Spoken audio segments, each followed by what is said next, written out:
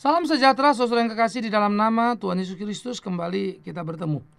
Kalau minggu sebelumnya kita berbicara tentang Sakeus dalam pertobatannya, kali ini kita berbicara Saulus dalam pertobatannya. Kisah Rasul pasal 9, 1-9 demikian firman Tuhan. Kisah Rasul pasal 9 ayat 1-9. Sementara itu berkobar-kobar hati Saulus untuk mengancam dan membunuh murid-murid Tuhan. Ia menghadap imam besar dan meminta surat kuasa daripadanya untuk dibawa kepada majelis-majelis Yahudi di Damsyik, supaya jika ia menemukan laki-laki atau perempuan yang mengikut jalan Tuhan, ia menangkap mereka dan membawa mereka ke Yerusalem. Dalam perjalanannya ke Damsyik, ketika ia sudah dekat kota itu, tiba-tiba cahaya memancar dari langit mengelilingi dia. Ia rebah ke tanah dan kedengaranlah olehnya suatu suara yang berkata kepadanya, "Saulus, Saulus, mengapa engkau menganiaya aku?" Jawab Saulus, "Siapakah engkau, Tuhan?" Katanya, "Akulah Yesus yang kau aniaya itu. Tetapi bangunlah dan pergilah ke dalam kota. Di sana akan dikatakan kepadamu apa yang harus kau perbuat." Maka termangu-mangulah teman-temannya seperjalanan, karena mereka memang mendengar suara itu tetapi tidak melihat seorang juga. Saulus bangun dan berdiri lalu membuka matanya, tetapi ia tidak dapat melihat apa-apa. Mereka harus menuntun dia masuk ke Damsyik. 3 hari lamanya ia tidak dapat melihat, dan 3 hari lamanya ia tidak makan dan minum. Kalau kita melihat pertobatan Sakeus, kita bertemu pertobatan dari seorang kaya yang kembali ke jalan Tuhan dalam sebuah pertemuan yang indah. Ketika Tuhan mengatakan, "Sakeus, aku mau singgah di rumahmu." Tetapi pertobatan Saulus menjadi sesuatu yang sisi unik kita lihat, yaitu bukan seorang kaya, tetapi seorang pemimpin agama yang terkemuka, calon pemimpin besar di dalam keagamaan. Maka sebetulnya kalau kita melihat Paulus, kita melihat seorang yang sudah melakukan ritual-ritual keagamaan secara utuh, yang sudah menyelesaikan ritual-ritual keagamaan yang membuat dia masuk pada posisi yang tinggi, tetapi sayang sekali, ia terjebak pada perangkap yang salah. Saulus yang mengerti kebenaran dari perjanjian lama, ternyata tidak mampu menyingkapnya untuk menemukan kesejatian di dalam Yesus Kristus pada waktu itu. Maka Saulus dengan kebanggaan menerima surat perintah dari para pemimpin agama untuk menghabisi seluruh pengikut-pengikut Yesus. Dan bagi dia, menghabisi pengikut Yesus adalah sebuah kehormatan karena mau membela Taurat Tuhan. Maka bagi dia, satu penghargaan yang tinggi kalau boleh menjalankannya. Maka dia coba mulai melakukan, saudara yang kasih. Nah, sekarang kalau kita melihat bagaimana Paulus di tengah-tengah semangatnya ingin membunuh para pengikut Kristus, berbeda dengan Sakeus yang sudah punya hati ingin bertemu Yesus. Sampai-sampai karena badannya pendek dia manjat pohon, kan begitu ya. Keinginannya begitu kuat. Tetapi Saulus ada pada posisi yang berbeda. Keinginannya begitu kuat justru ingin menghancurkan murid-murid Tuhan Yesus. Maka dengan keinginan yang kuat untuk menghancurkan murid-murid Tuhan Yesus, Saulus berangkat. Saulus dengan hati yang meluap-luap, hati yang membara, ingin menghabiskan para musuh. Terus pergi, cari mana murid-murid, kan begitu.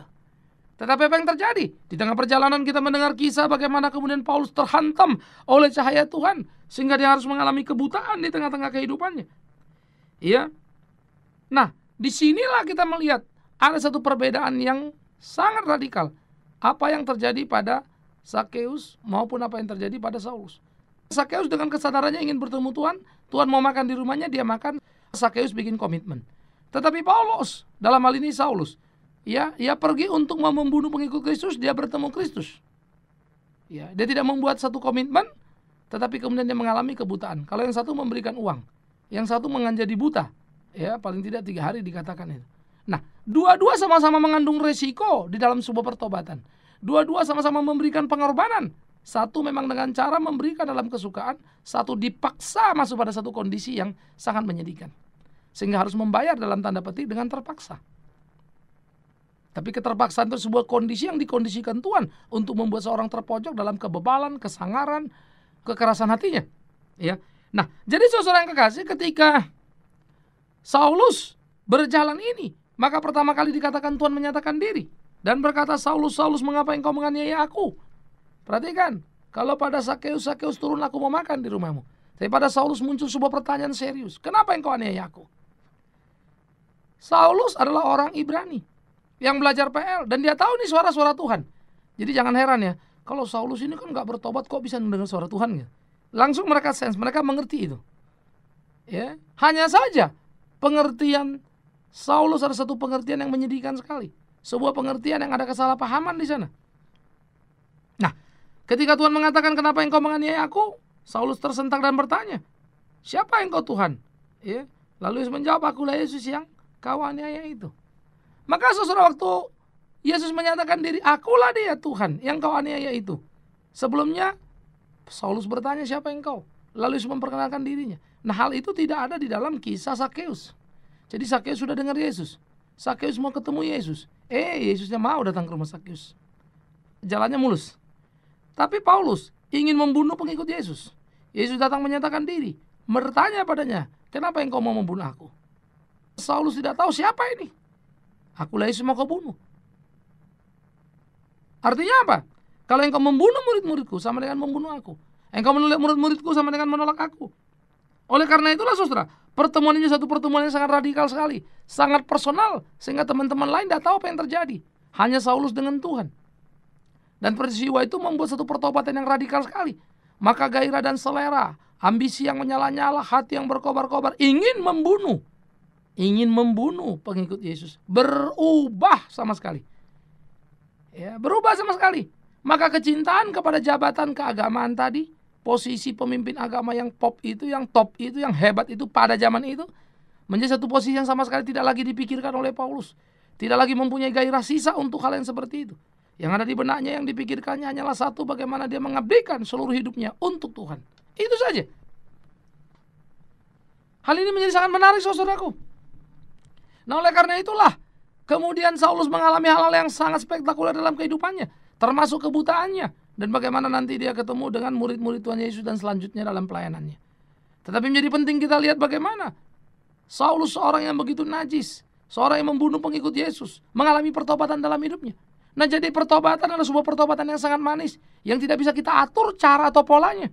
Ada orang bertobat dalam kekayaannya, ada orang bertobat dalam rencana jahatnya, tetapi ada juga orang bertobat dalam garis lurus saja. Artinya semuanya mulus-mulus saja begitu ya. Maka pertobatan tidak bisa kita desain. Pertobatan bukan hasil karya kita, itu kemurahan Tuhan. Momentumnya, suasananya itu Tuhan yang atur. Tetapi ujung dari semua pertobatan sama, membawa orang datang kepada Tuhan, memuliakan Tuhan, melayani Tuhan. Begitu Sakeus, begitu juga Saulus. Dalam konteks yang berbeda saja. Tetapi kontennya itu sama, tidak bisa beda. Ya. Sehingga konten itulah yang harus diisi secara utuh. Di dalam konten itulah membangun kebenaran yang kuat. Sehingga dengan demikian bertumbuhlah kita dalam pemahaman, pengenalan yang serius tentang Tuhan kita. Itu akan membawa kita masuk kepada titik-titik yang menjadi penting di dalam kehidupan kita. Sehingga di dalamnya sungguh nama Tuhan kita dipermuliakan.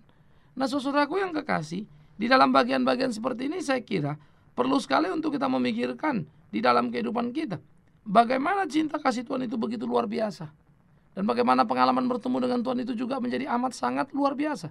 Dan bagaimana semua hal itu terjadi juga dengan sangat luar biasa. Karena itu pertobatan bukan sebuah rekayasa umat manusia. Barang siapa merekayasa pertobatan sehingga tampaknya seperti seseorang bertobat, berdosalah dia.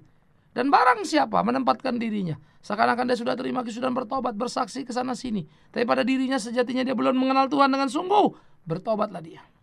Supaya jangan sampai murka Tuhan menjadi besar karena permainan-permainan yang dilakukan, kebohongan-kebohongan yang mengerikan. Sebaliknya, jangan pula sampai Tuhan membiarkan kita, membuang kita begitu dan tidak lagi mau mengurusnya. Karena itu sama dengan juga maut dan kematian, bukan? Oleh karena itulah, di tengah-tengah pergumulan kehidupan kita, kita perlu memikirkan. Siapa saudara? Pengusaha kaya?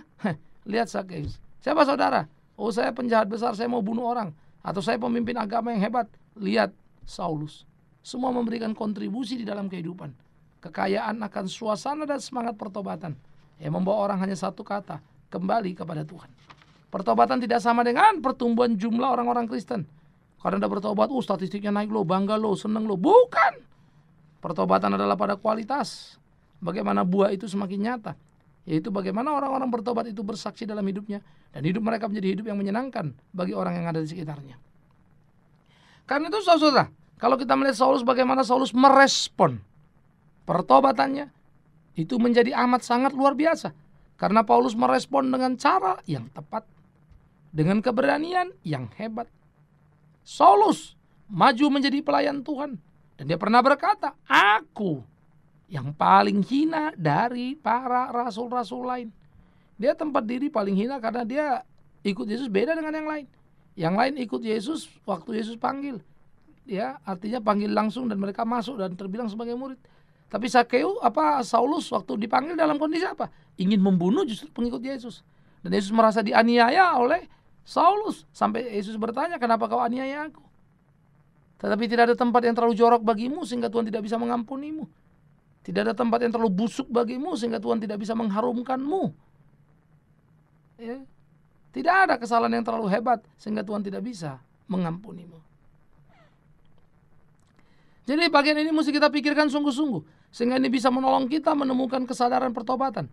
Pertobatan tidak bisa di-set pada satu set. Kalau bertobat itu modelnya begini, nggak bisa. Itu karunia dan kekayaan Tuhan. Ya, kita jangan memperlakukan itu sebagai sebuah game yang bisa kita permainkan. Bahaya sekali. Ya.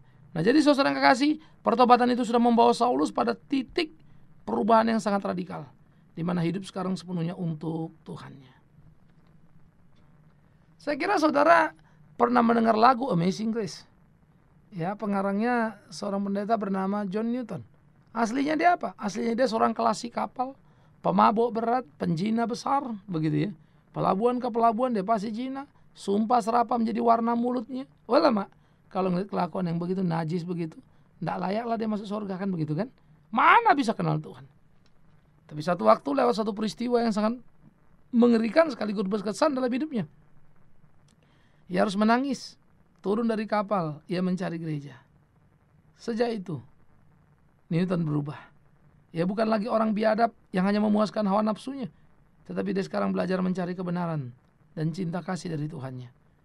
Sampai kemudian, ia tak tahu lagi harus berkata apa tentang kehebatan kasih Tuhan. Dan dia menuliskan lagu, sangat besar anugerahnya. Sesaat aku dulu kalah, kini ditebusnya. Waduh, luar biasa. Pengalaman pergumulan akan melahirkan sebuah lagu yang mempunyai bobot nilai abadi. Ya, pengalaman pergumulan seseorang akan membuat lagunya memiliki jiwa, bukan sekedar susunan nada yang menjadi sebuah lagu yang disukai hanya bertahan 1-2 tahun hilang sudah. Ya, nah karena itu saudaraku, pikirkan dan camkanlah baik-baik. Pertemuan-pertemuan yang manis dengan Tuhan memberikan inspirasi-inspirasi yang hebat, keberanian-keberanian yang luar biasa. Seperti Sakyus berani kehilangan separuh hartanya. Ya, seperti Saulus berani kehilangan apa? Tentu saja kehilangan masa depannya, kehilangan jabatannya. Yang tadi dipuji-puji oleh komisi agama atau majelis agama, karena dianggap khianat, dianggap berbelok, pasti menjadi orang paling dibenci dan menjadi sasaran target, bukan? Mahal sekali yang dibayar. Tetapi ingat, apanya yang dibayar? Kan gitu. Mahal sekali yang dibayar, tapi ingat, apanya yang dibayar? Tuhan sudah membayar kita semua kepada Bapa di dalam surga. Karena itu, jangan pernah berhitung kalau bertobat. Tapi biarlah sungguh-sungguh engkau dipimpin oleh Tuhan, dibawa pada kebenaran sejati. Saya kurang suka membuat hati orang senang, tetapi kemudian dengan demikian dengan mengurangi kebenaran firman Tuhan. Tapi saya juga jadi pusing 7 keliling kalau saya ngomong salah, tetapi menyenangkan telinga Anda dan Anda senang pada khotbah saya. Matilah saya. Berarti saya sudah menipu, mempermainkan kebenaran. Mengerikan sekali. Karena saya sangat respect, saya sangat bangga, saya sangat kagum, saya sangat cemburu dalam tanda petik dengan pengalaman-pengalaman mereka-mereka yang ada di dalam Alkitab, di dalam pertobatan-pertobatan mereka. Sungguh luar biasa. Menjadi sebuah perjalanan nilai yang sangat tinggi, yang menjadi dambaan setiap orang yang ingin bertemu dan bersama dengan Tuhannya. Hebat sekali kan?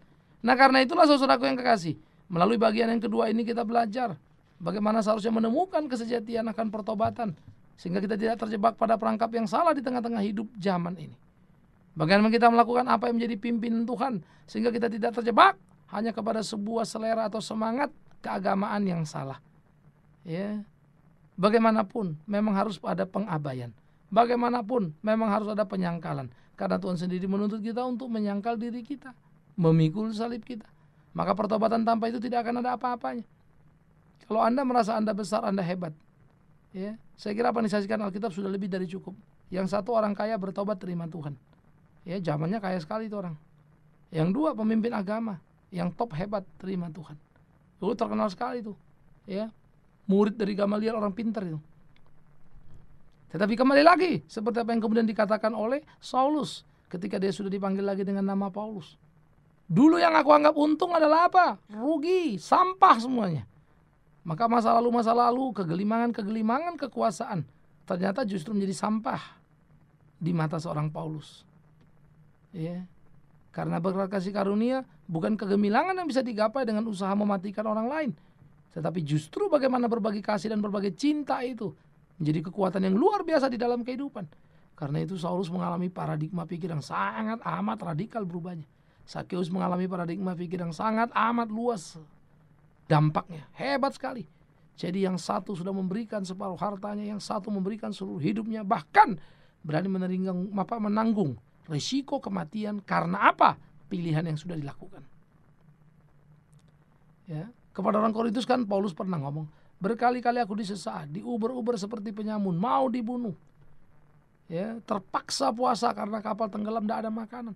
Tetapi demi Injil aku tidak pernah berhenti dan aku akan maju terus. Maka muncul pertanyaan-pertanyaan yang sangat serius yang perlu kita pikirkan. Kenapa orang ini sampai sekuat ini? Dulu kan dia pemimpin agama, calon orang besar, calon orang hebat. Kenapa dia pilih seperti ini? Beroposisi dengan masa lalunya. Berbeda dengan masa lalunya. Tidak seiring dengan masa lalunya. Bukankah itu sebuah pembunuhan karier? Bukankah itu membunuh diri untuk menyongsong masa depannya? Maka hari ini saya berkata padamu, justru ketika engkau berani berdiri di dalam kebenaran, melawan kemapananmu, ya, melawan halal dosa, kenikmatan-kenikmatan yang mungkin diberikannya padamu, dan engkau berani mengutamakan Tuhan dalam hidupmu, bahagialah engkau. Tetapi celakalah orang yang tidak mampu menyenangkan, membahagiakan, mendahulukan Tuhan di dalam hidupnya, karena dia bisa terjebak pada perangkap-perangkap yang salah di dalam kehidupan ini. Jadi saudara yang kekasih, pertobatan selalu manis di dalam kehidupan kita. Ya, maka saya ulang kembali sesudah pertama saya pernah bicarakan ini. Jangan pernah berpikir sebuah gengsi dalam pertobatan. Jangan pikir malu sana, malu sini, ndak enak ini, ndak enak itu, sudahlah nanti pokoknya saya jalan sajalah, pelan-pelan juga bisa berubah lah, begitu ya. Jangan begitu. Kebenaran harus dikejar. Kebenaran harus dimiliki. Kebenaran harus menjadi kerinduan pertama dan utama dalam hidup ini. Nah, itu perlu. Dan dengan demikianlah saudara kita bisa mempunyai nilai atas pertobatan yang kita punya. Kita mempunyai makna hidup atas pertobatan-pertobatan yang kita alami dalam kehidupan kita. Ya, sehingga semuanya di dalamnya nama Tuhan sungguh ditinggikan, dimuliakan. Saudaraku yang kekasih, di dalam bagian-bagian seperti inilah ya saya selalu mengatakan perlunya pendalaman kita akan Alkitab, membaca, mengerti apa yang menjadi kehendak Tuhan dalam kehidupan kita, menumbuhkan kesejatian hidup ini. Maka Saulus dalam pertobatannya boleh menjadi perenungan bagi kita. Seseorang bertobat atau tidak bukan karena sekedar dia aktivis atau tidak aktivis di sebuah gereja. Bisa dia aktivis tapi belum bertobat? Bisa sekali. Pendeta belum bertobat? Bisa, siapa bilang enggak. Tetapi semua orang, apapun dia, berkewajiban di dalam hidupnya untuk mengalami momentum pertemuan yang manis dengan Tuhannya. Atau ia akan menjadi orang Kristen yang lapar, yang haus, yang tidak pernah kenyang apapun juga. Bahaya bukan? Karena itu saudaraku yang kekasih, penuhilah tuntutan Tuhan dalam hidup ini. Lakukan apapun yang menjadi kegairahannya. Berjalan bersama dengan dia mencari kebenaran sejati. Menemukan pertobatan yang aktual dalam hidup ini. Sehingga sungguh-sungguh di dalam seluruh kehidupan kita, nama Tuhan dipermuliakan. Kita akan mempelajari bagian-bagian lain dari sisi-sisi pertobatan itu sendiri. Bagaimana pola atau cara Tuhan membuat orang bertobat? Maka jawabannya adalah satu. Tidak ada pola yang standar. Tetapi apa tujuan Tuhan membawa orang pada pertobatan? Semua sama. Supaya orang itu memuliakan Tuhan. Semua mengalami kepedihan. Semua mengalami kepahitan. Sama. Karena mereka terpisah dari pola pikir gaya hidup lama. Tetapi semua berbahagia. Semua bersuka cita saat yang bersamaan. Karena mereka sekarang boleh mengenal Tuhan. Memiliki Tuhan di dalam hidupnya. Nah, konten ini yang paling penting. Supaya setiap orang percaya punya. Bukan sekedar bagaimana cara pertobatannya lalu dibombardir ngomong sana ngomong sini. Kadang-kadang jadi bahaya yang tidak karu-karuan. Jadi yang yang disaksikan itu bukan bagaimana Tuhan menolong dia sehingga dia menemukan kebenaran, tapi caranya. Oh, kemarin saya sebelum bertobat jungkir balik, kepala saya ke bawah, kaki ke atas. Tiba-tiba saya bisa ngomong Tuhan ampun begitu ya. Wah, ceritanya sih itu. Tapi Tuhan ampunnya selesai. Terus kita tidak tahu lagi. Maka selanjutnya cerita apa? Ya cerita tentang pengalaman dia sudah. Ya. Maka kita tidak menemukan kesejatian menjadi sulit sekali. Tetapi saya selalu percaya Biarlah mereka yang dipanggil Tuhan mengalami pertobatan sejati, bersaksi dimanapun mereka ada. Supaya nama Tuhan ditinggikan, banyak jiwa boleh dimenangkan. Ya, kiranya ini boleh menjadi semangat dan gairah kita di dalam kebersamaan kehidupan pengabdian kita sebagai anak-anak Tuhan. Selamat bertobat, temukan yang tepat. Tuhan mengasihimu. Amin. Mari kita berdoa. Kami bersyukur, kami berterima kasih kepada Tuhan yang menolong kami, memimpin kami dalam sepanjang perenungan kami. Kami berdoa, Tuhan tolong kami, layakkan kami, kuatkan kami menjadi hamba-Mu yang sejati, menemukan pertobatan yang sejati dalam hidup yang sejati. Di dalamnya nama Tuhan dipermuliakan. Tuntun pimpin dalam setiap langkah-langkah kami, ya Tuhan. Mampukan kami seperti apa yang Tuhan mau. Hanya di dalam satu nama Yesus Kristus Tuhan kami berdoa dan mengucap syukur. Amin.